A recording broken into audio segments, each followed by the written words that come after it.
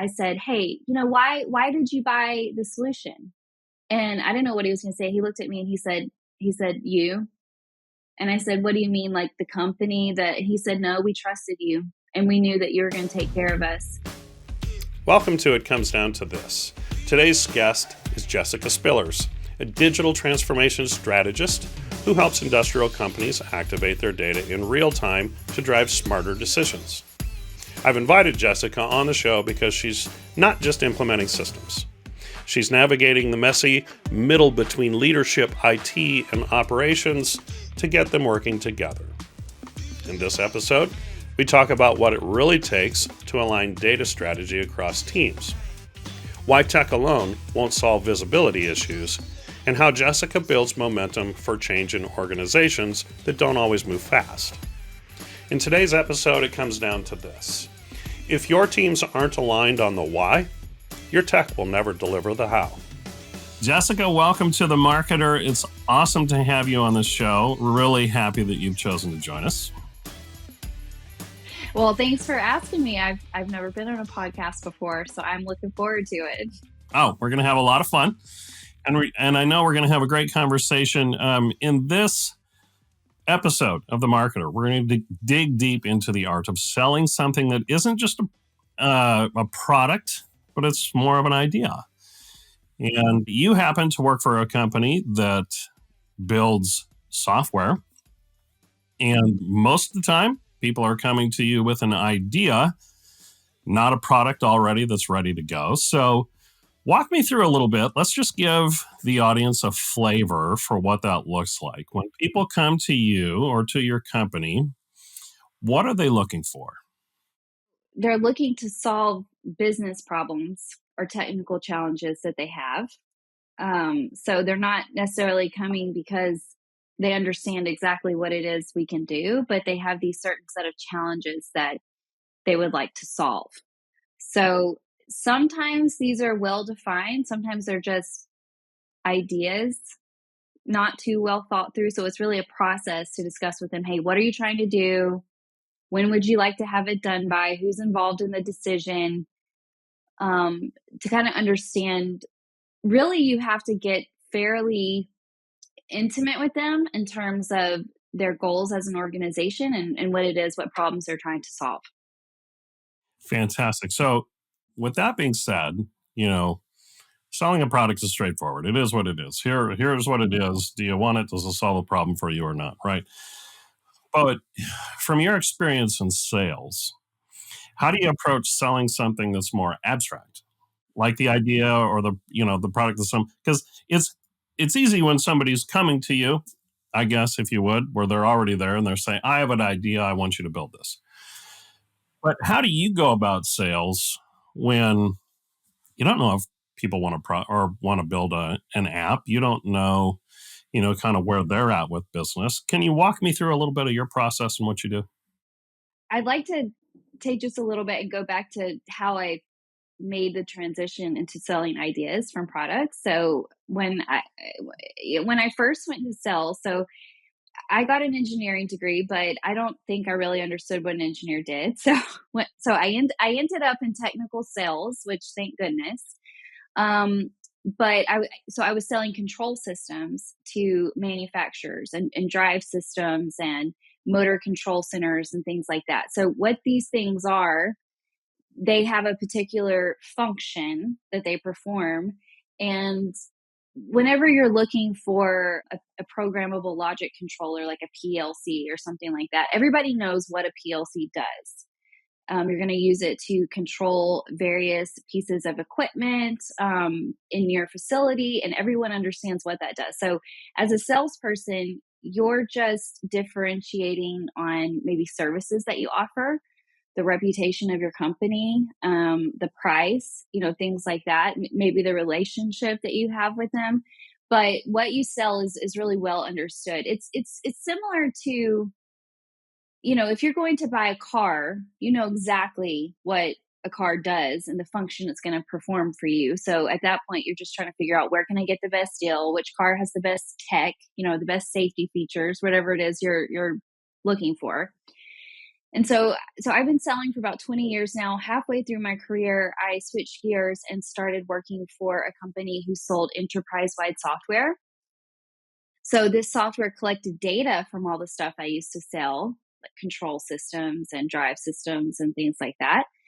But it put all that data into a repository, if you will, that would allow engineers, operators, other users of that data to be able to do whatever they wanted to with it to solve problems. And I had a mentor who helped, who had started the same way I did and who had made the transition to enterprise selling before I did. And he coached me and helped me. And honestly, it took a couple of years to really, and continues, to wrap your head around how do you establish credibility with someone fast enough that you can talk with them about their business goals and then quickly understand what your offering might be able to do for them. So it's tricky, and it required a lot of different skills that I didn't have before. So yeah, I would just start there maybe with, how I first started into this journey. Well, I appreciate you backing up and starting there because I believe in mentorship. I think, if you're getting started in sales, I mean, I've been in sales for 30 years and I still think mentorship is important. It's good to have somebody that you can bounce ideas off of and that can, show you some new things. We're always learning, right? So let's talk a little bit, though, about what you just mentioned. Do you have a particular story or something that you could share with us um, in that process of how you learned this style of selling?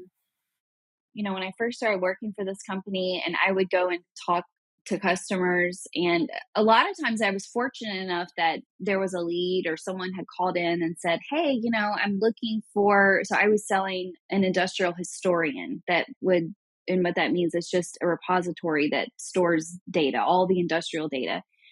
And someone would call up and say, "Hey, I need a historian, come talk to me." So I'm thinking of this one situation. I went to talk to them, and it was just me and this other guy, and he's like, "Hey, we need a historian."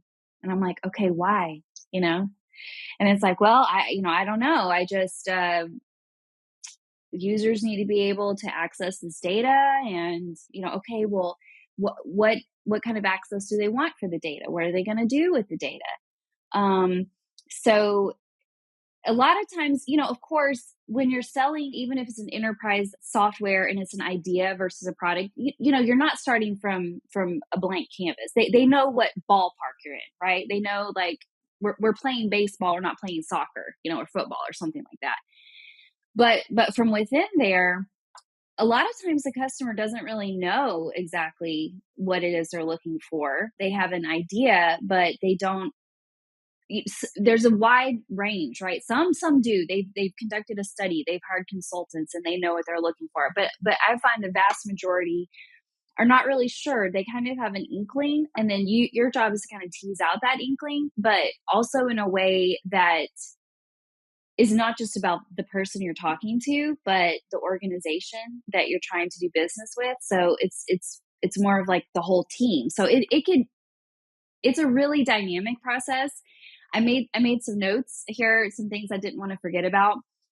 And some things that I think are absolutely foundational in this is just, having an interest in other people and the business in which they're doing, really have that curiosity, that interest that's going to cause you to, not be annoying, but ask the right questions and try to tease that information out, and then actively listen to what they're saying, and make sure that you're confirming that, and then from there you can go. So I don't have a really cool story, but I'm in my mind, I'm sitting at this conference table across from this gentleman who said, "Hey, I need a historian." And I'm like, "Why?" And so then we start talking, and then we can come up with a few, like, sketch out a few ways that they would use the software or the idea, and then go from there. So, but I think it starts with, like, curiosity and interest in other people and their business and that sort of thing. That's really how you get to the what.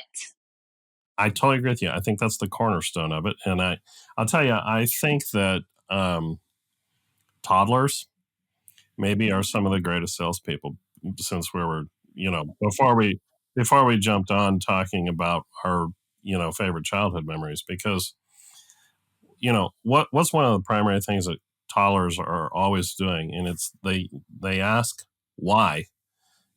And it's just like what you mentioned, you know, it's the best word in sales, in my opinion, because when you're asking why, what you're doing is getting more information from the customer. And to your point, a lot of times a potential customer has an idea of where they want to go or what they want to have.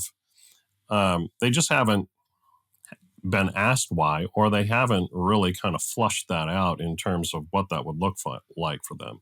Everybody has a sales journey, and it's, you know, when you discover that you have a problem that you want to have solved, now you've got to go through this journey of figuring out how you're going to go about doing that, who's going to help you doing that, where you're going to buy, so on and so forth. So, as salespeople, why is such an important question. Now, to your point, you're not going to ask it in a, it's a, a lot of times like a toddler is going to repetitively, why. But um, the more you can active listen and pull out from that customer what that idea is, the better. And, you know, for, for instance, my company, we do podcast marketing and sales. And lots of times when I'm talking with people, they'll have an interest in wanting to do a podcast, but haven't really flushed out what that podcast is. And that question of why is such an important one. And it really helps the client or the potential customer think through what they want their solution to be. Would you agree? Absolutely, I do, and I love that you brought up the toddlers because I was writing down some other things. I have a 4.5-year-old. She's not exactly a toddler anymore, but she is an amazing salesperson, and I don't think this is not her DNA exactly, but she just knows how to get what she wants, and I think one thing I wrote down that I think is important in the sales process, and don't let me take you too far off track, but when you think about a toddler, I know this is not true for everyone, but if you think about a toddler, the person they're asking all these questions to, why, is their parents, usually, typically, or someone they trust. And I think something I wrote down that's important in this process is to have true confidence when you're going to sell an idea, because there's a period of time from when you talk to the customer and you ask your first why until you get to the compelling reasons why you're going to continue your business relationship. There's a period of time that's a bit unknown, I guess, is a good way to put it. Like, you have to go through this process with a person, ask them enough questions to understand what they're trying to do, and then reflect that in a way back to them that communicates that your solution is going to help them with this problem. But this process, it only really works if you have what I'm calling true confidence. And so I think that that's something that toddlers bring to the table really well, because they're in a safe space and whatever they're asking, they're expecting a good outcome. And, I just, and I also think that it's the confidence part is important because so many salespeople, you've seen this, I've seen this so many times, they just start what we call show up and throw up. You know, you're you're showing up, and then you just immediately start throwing up everything you can think of about your solution or what it is you want to do or whatever. It really does take confidence to be patient and ask the questions and start getting some information before you ever even start communicating about what it is you're trying to sell. So that's the other thing, it's the selling of an idea. It's a process that you walk with someone, and you have to be able to establish credibility. And I think in order to do that, you have to have, confidence. So I don't want to get you too far off, but I think that's an essential part. Yeah. I love what you had to say about, that a toddler is asking a parent because there's a relationship there. They do have the confidence in the relationship. They have the trust, and they look at the parent as the expert and their authority. So therefore, it's easy for them to ask why. Another one word question I think is extremely powerful in sales is how. And I think um, for salespeople and for marketing people as well that are listening to the show, if you can establish why and how, why is getting to the root of why somebody wants to do something. How is what what they think it takes to accomplish it. And so, both from a marketing and a sales standpoint, getting to those root issues there is also critically important. But walk me through, Jessica, your process in terms of how this comes together for you. Let's say, you're meeting somebody for the first time. You're not just launching into why do you want to meet? You know, why do you want to do what you're going to do? Back to the toddler with the parent, it does take a level of relationship, trust, expertise, and authority. How do you get to that point before you can start asking these questions and taking them on that journey? Okay, and I do though want to come back to your how, because Mhm. we can do that later. But I think you don't have a sell if you don't understand the how. 100%. You have, and that's, to me, is where so many sales processes go wrong, is we don't understand the how, and we can talk more about that. Yeah. So one thing I wrote down is competence. So this is something that you can't really get around when you're trying to establish a relationship with someone for the first time. So, how do you establish competence? I think I have a couple of ideas about this, but one thing more old school that is important is, hey, look, before you go talk to someone, go learn a little bit about where they work, who they are. You don't have to get stalker level with this, but use the tools that you have to understand, you know, um, so if you're talking to, I'm in Houston, so I work a lot with oil and gas companies, but, hey, so is this an upstream oil and gas? Are these guys drilling for minerals? Are they transporting these minerals? Are they refining the minerals? Understanding a little bit about it, looking at the person on LinkedIn if you can, just trying to get a feel for who they are. You never want to, I used to work for a company that, a very, very good company, and they had analysts who their full-time job was just to analyze companies' 10K reports and financial reports and find everything. And so they really counseled us on, reading these reports and listening to investor calls and all this. Now, I thought a lot about it. I used to feel horribly guilty that I didn't read all the 10Ks of all my customers and listen to their investor calls, but the truth is, you can't walk into an organization and act like you're an expert on their business and their industry and everything that they're doing. So but you do have to strike a fine balance between, oh, what do you do, and what is this, and you need to understand enough to provide some credibility, but let them tell you the things that are important about their business. So I do feel one of the temptations that we have in sales is to pretend like we are, we have this amazing business acumen and we understand everything the customer's trying to do, and we already understand it all. If you just tell me more, I'll take care of this for you. But it's really coming with a posture to a customer that I'm not going to waste your time. I've done enough homework here to understand like the basics, but you tell me. And it's really that posture, I think, that helps form a relationship. I love what you had to say about research. I think a lot of people don't do that. A lot of people show up and throw up, they think it's all about the information that I've got to bring to the Exactly. conversation. Yet, so often, what's missed there is what do you know about the person before you even go into it? And I have found that every time I do research on the meeting that I'm going to have, and to the person or people that are going to be in the room, it always helps. You can tell a lot from somebody's LinkedIn profile, especially if they're posting content, right? That's of some kind of, personal value or whatever. You can get a sense for how people, for what their character is like, for, how they think and so on and so forth. And you can get a sense for their personality type in many cases from a LinkedIn profile. So if you are armed with that kind of information when you're going into it, it what it does is help you establish that relationship much more quickly.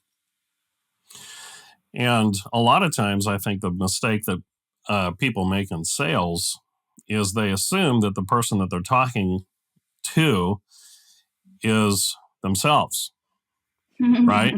Like you're just like me. So I'm going to talk to you just like how I would talk to Right, myself, and I'm going to communicate how I want to be right. communicated with, right?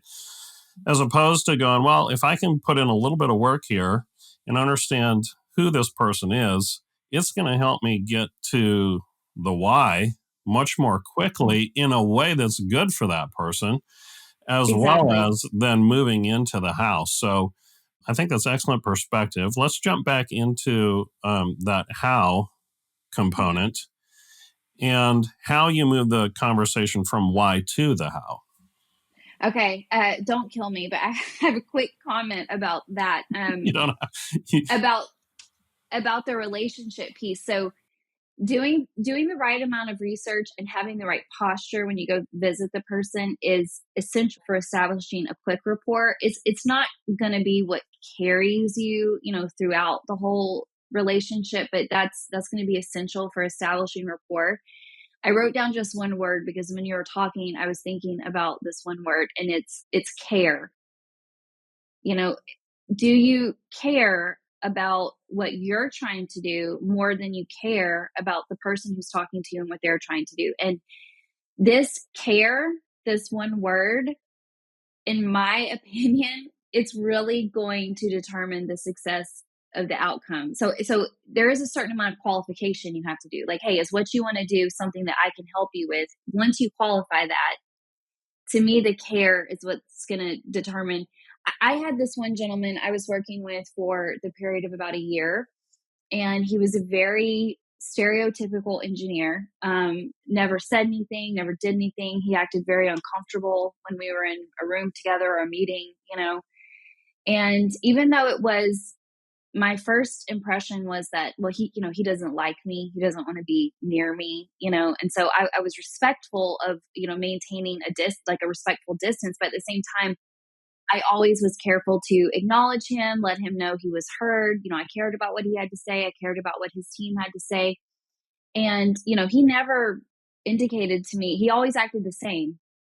He retired somewhere in the middle of our project, and after that he still continued to reach out to me to have lunch and to have coffee and maintain a relationship. And I was just so shocked to find that he he was appreciative of every way I had ever treated him, or time I acknowledged him. That word really matters. I think so many salespeople come with the idea that, well, I'm here to sell something to you. This is what I have to do. I have a Mhm. quota. My manager has told me I have to do this. I have to do that. And you just completely forget that, at the end of the day, you're still working with humans who, Yeah. have basic need to be heard and feel like they're an important part of the process. So I would be willing to stake that the success of a sale, a lot of times, if it's qualified, it depends on this aspect of how much do you care about what they're trying to do versus what you're trying to do. So anyway, Oh, I'm yeah. sorry about that. I'm happy to go back to the how. So, No, I love that. I totally agree with you. Um, and that just falls along the kind of the foundation of what we've been talking about here is relationship, right? And somebody has to know that you care, not about yourself, but about them from a personal standpoint as well as from a solution standpoint, that you're going to care for them. So I think it's excellent and well inserted. Thank you for doing that. But I did, since you're big on stories, I did one time I was talking to this gentleman. He was the plant manager of a plant that we had sold a software solution to, and we had developed a friendship. And then as a company, we were trying to work on like making our message better and targeting people better. So, I asked him, I said, hey, why did you buy the solution? You know, and I didn't know what he was going to say. He looked at me and he said, you. And I said, what do you mean? Like the company that? He said, no, we trusted you. and we knew that you were going to take care of us.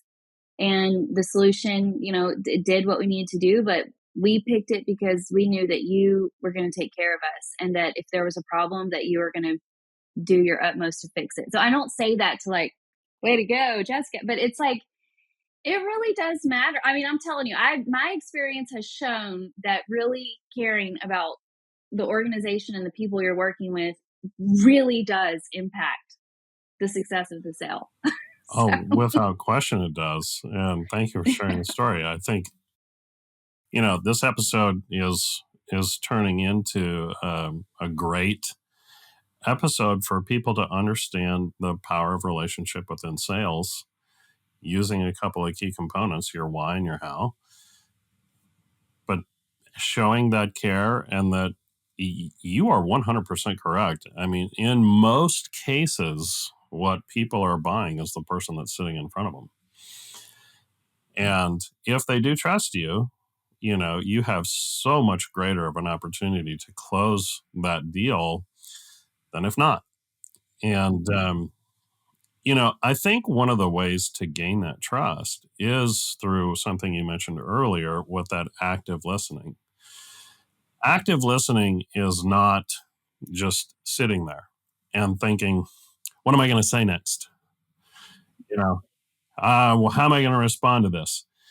It's it's active listening. I'm actively seeking you out, and I want to know more about you. I want to know more about the problem. I want to know more about what your needs are.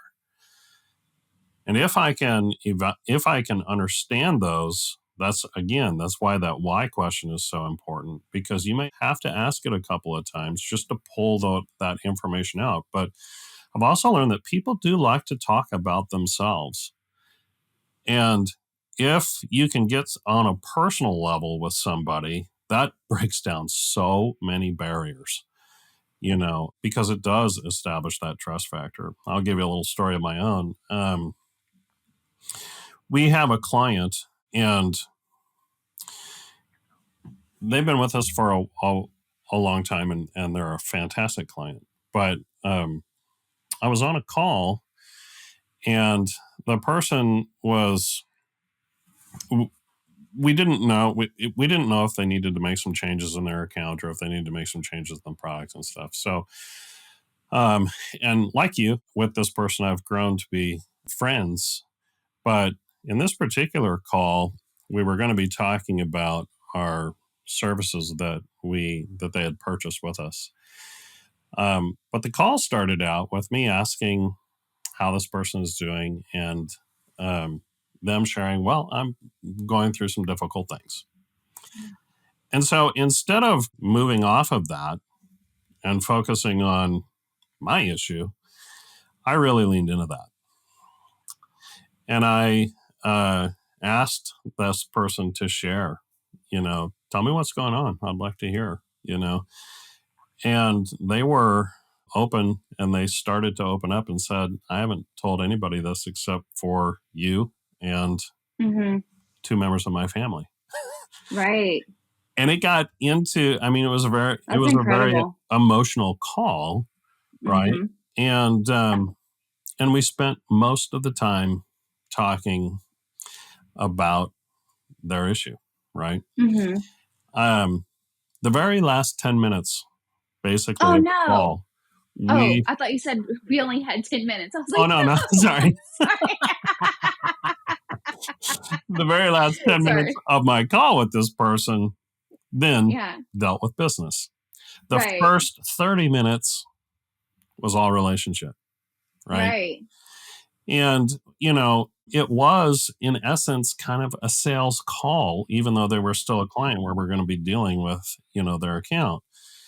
The more you can dig into people personally, with your why, with your how, the more successful you're going to be.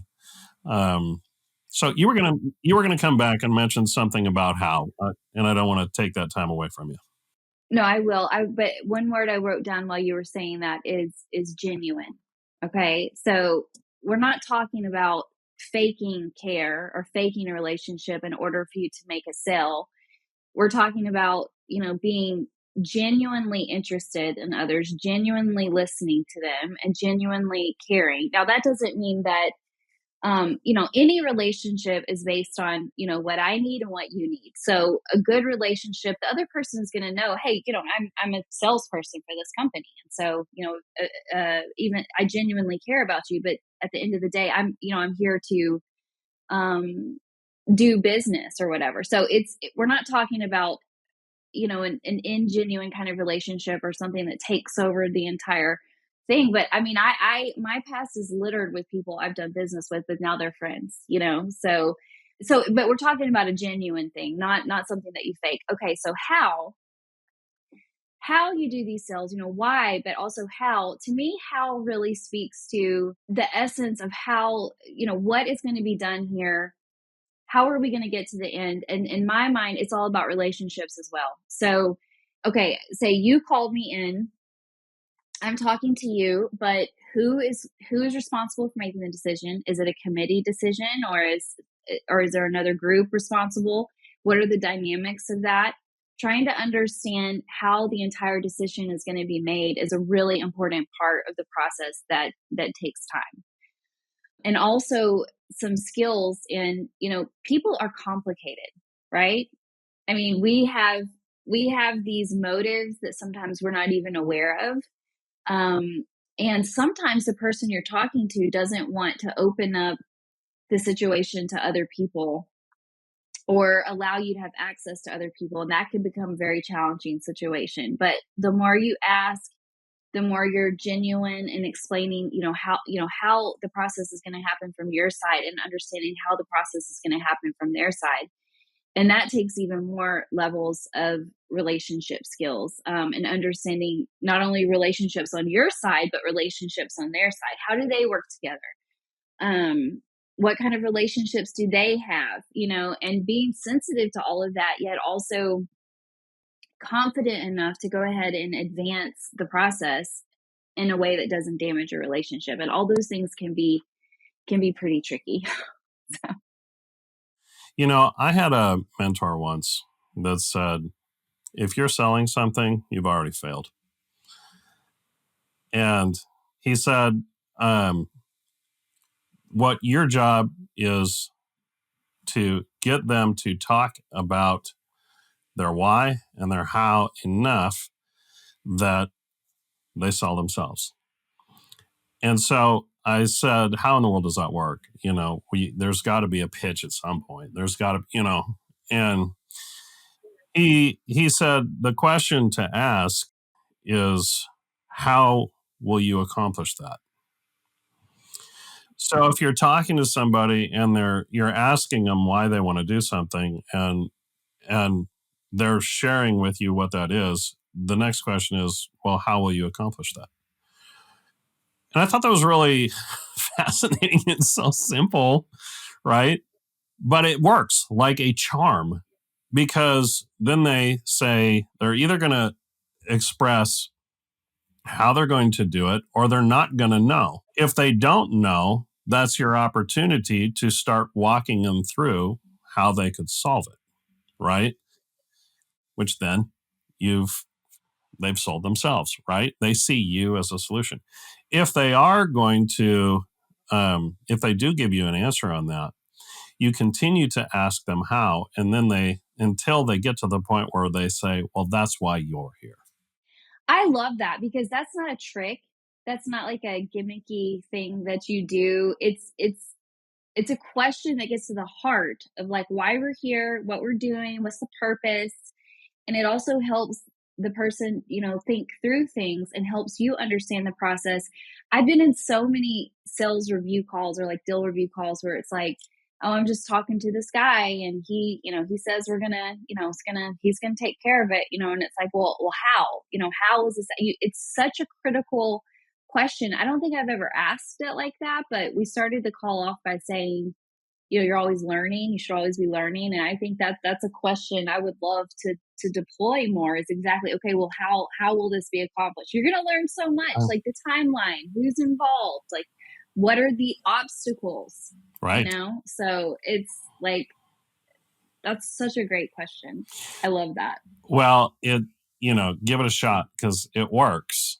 And especially in your line of work where you're trying to sell Hmm. something and it works the best when what you're trying to sell is somewhat intangible, right? Right. When it's a service type of thing, um, just continuing to ask them the how question, just like a toddler will do, how do I do that? How do I do that? It, it opens them up to continue to share what their thoughts are. And in nothing less, it's going to give you all the information about where they are within their sales journey, right? Because if you're asking them the why and why they want to do something, you're following it up with how are you going to accomplish it, they're going to tell you exactly where they are. There's not going to be any need to go, well, when are you going to buy? When you think you're going to know immediately where they're at. And what it does is it positions you to be in the position to um, provide the solution to help them through that journey, right? If they're still in the discovery phase, if they're still trying to figure out how they're going to solve it, now you can be the position of somebody that's going to help them take the next step. Well, let me send you Hmm. this, or let me send you some Right. information, or let me, Let's set up a conversation with the hmm folks hmm who know how to do that or whatever. Yeah, exactly right. there's a lot of different ways that as salespeople we go about finding that information, but I that one question just like crystallizes so much of it. Yeah. I love that. I'm gonna yeah, we'll have to follow up and see how this works I'm moving excited. forward. I'm excited to follow up with you and see how that works for you. I know you'll be Yeah. effective with it. What do you say, Jessica, to people who are listening to this and they're like,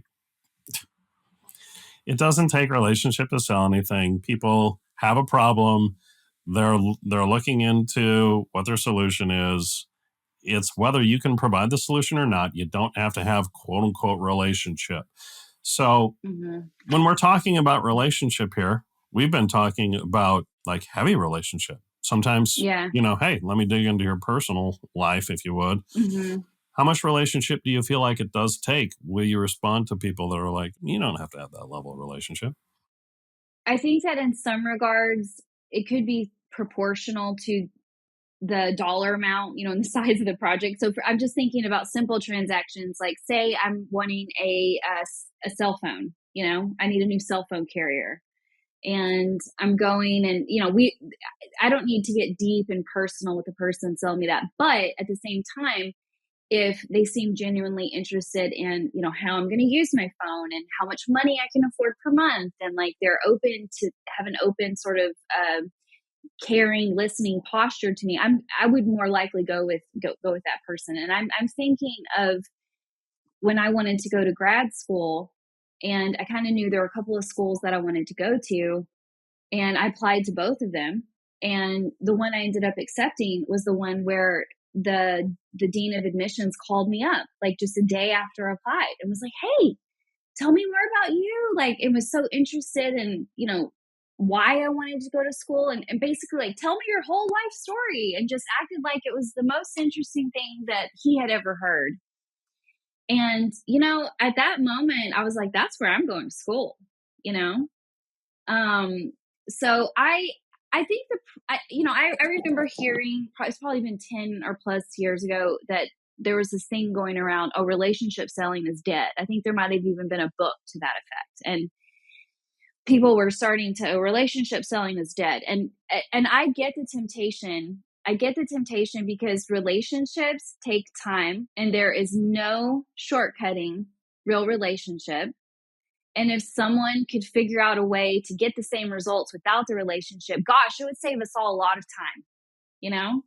And we could do lots more sales and just really crank out, the multi-million dollar deals all the time. But it's such an irony that this the multi-million dollar deals and the greater volume of sales comes by laying this real foundation that takes time, in which there's no shortcut. Um, I'm thinking about this one situation where we had worked with this company, and we had made it on the short list of technology, like software that they were going to use to solve their problem. And then we ended up winning that qualification. So we were getting ready to like start.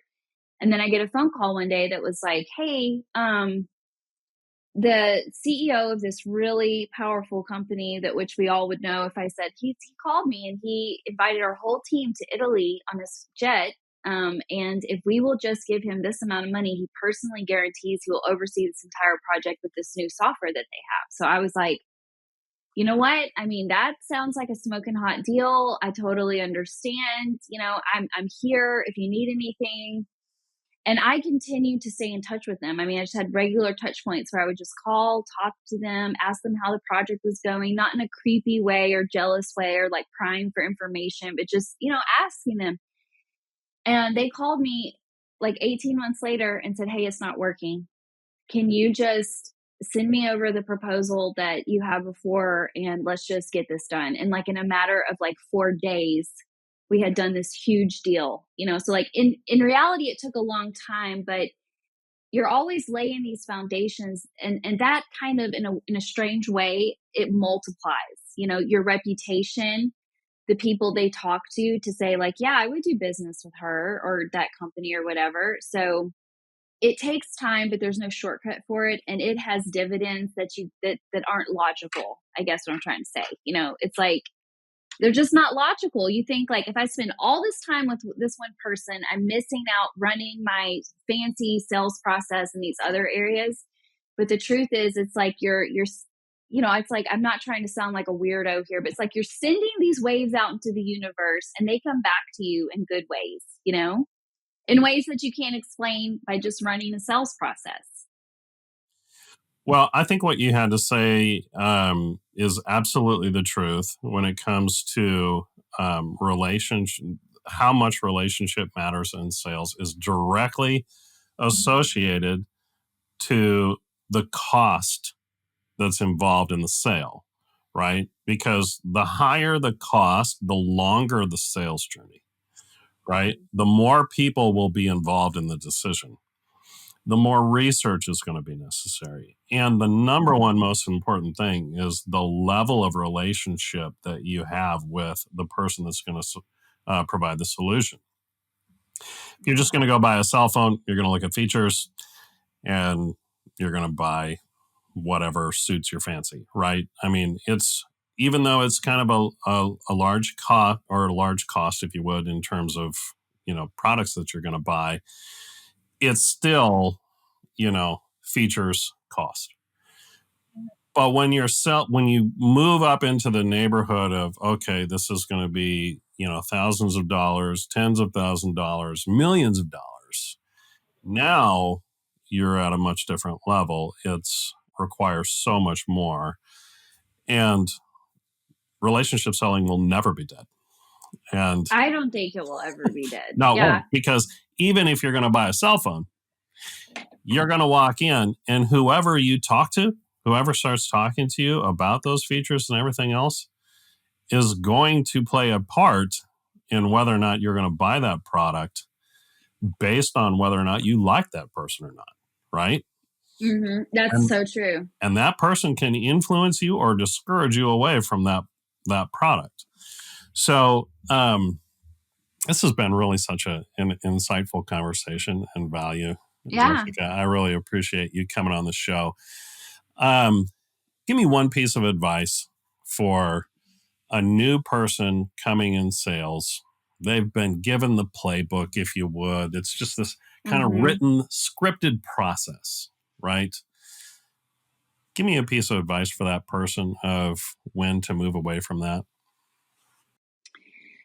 I'm sitting here thinking about, wow, like we're wrapping up. What else would I say? I mean, the playbook is one thing. You do need to understand that. You do need to understand your solution and the ins and outs. And there's a great deal of research and time that you should spend making sure you understand what it is you're selling.